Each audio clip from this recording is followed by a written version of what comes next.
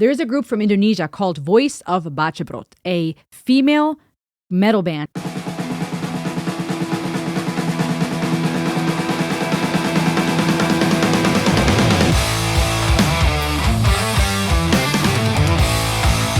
All the masks.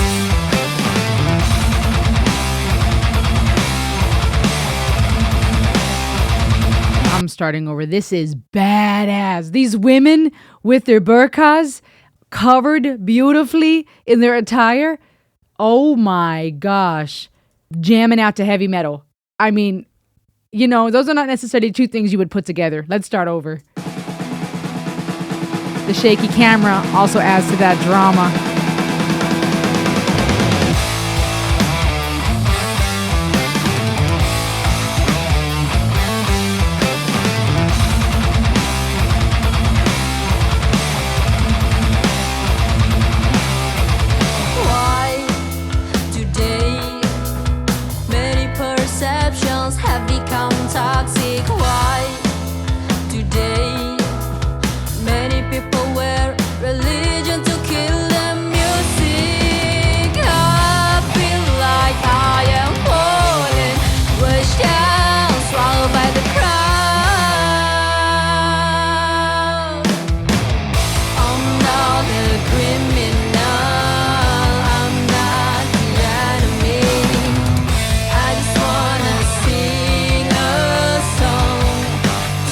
Wow.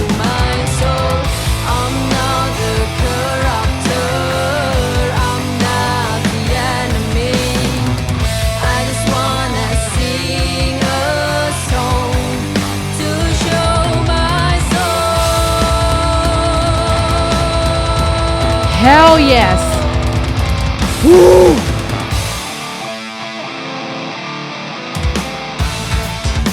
The headpieces are dope. Oh, hey, baby. That's fun. Yeah. I like it. You like it.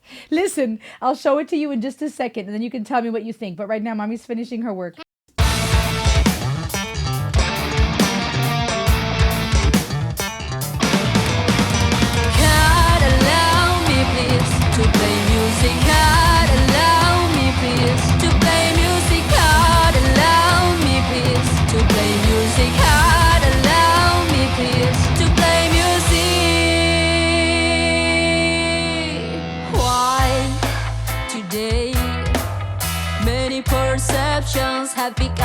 This is almost reggae. They got elements of reggae in here. Idealizations are abusing our mind. I feel like I'm falling down in the deep hole of hatred. I'm not the criminal, I'm not the enemy. I just wanna sing a song to show my soul. I'm not the corruptor, I'm not the enemy. I just wanna sing a song to show my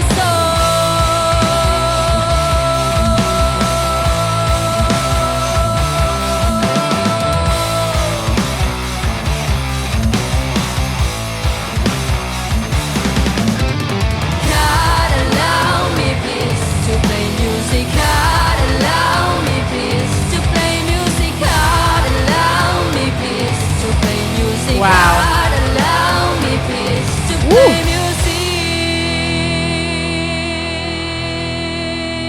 Wow.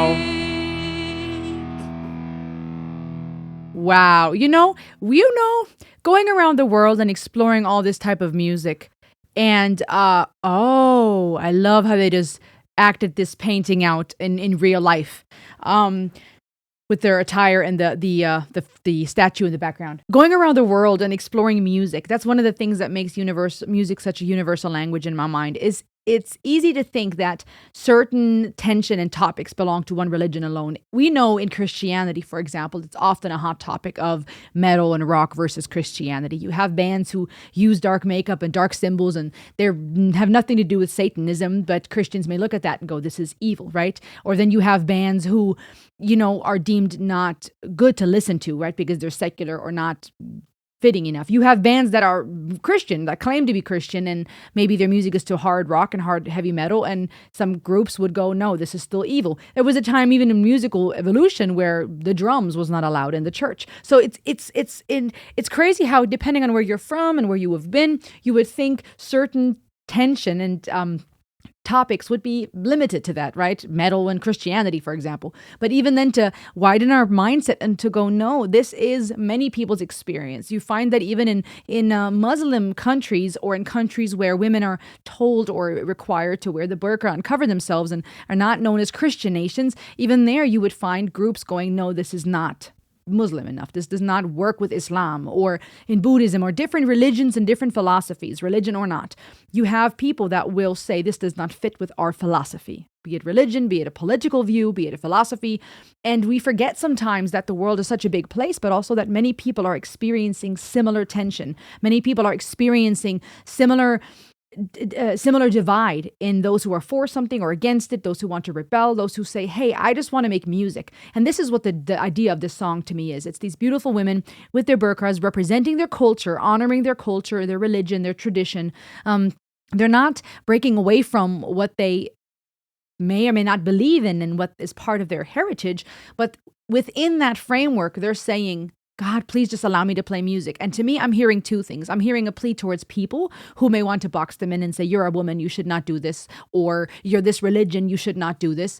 I'm hearing this plea towards people saying, please let me play music. I'm just trying to pour out my soul and express myself. But then also this plea towards God, towards the head of their religion, asking him, please let me play music. Please don't let this religion keep me from expressing myself. And then the cinematography also very fitting, the way they were wearing various burqas, all in black or then red and different colors, to the glitch, that little expression where only the lead singer was visible and all of the other ladies had this glitch looking thing covering their face, almost like it was some type of computer glitch or, brain waves running back and forth.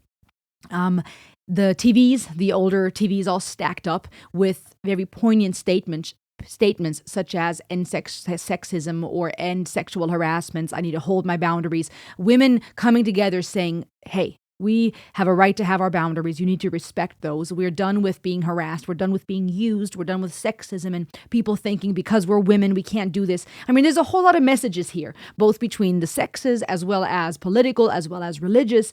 Ultimately, though, music being that overarching universal theme of saying, hey, we just want to play music. Put aside that we're women, put aside what religion we are or what we're dressed as or what we look like. We want to express ourselves. Please just give me this.